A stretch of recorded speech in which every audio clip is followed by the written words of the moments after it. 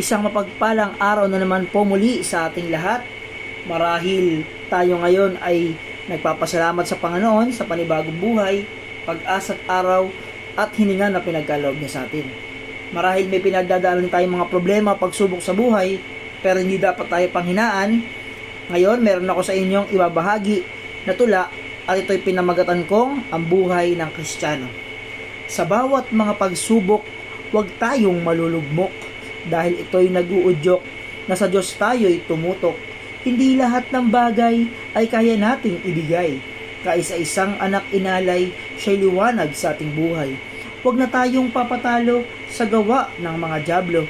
Matagal na tayong panalo, manatiling hanggang dulo.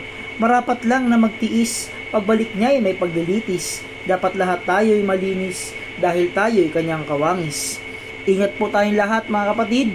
Ingatan tayo ng Panginoon at pagpalain tayo ng Diyos. Salamat sa iyong pakikinig.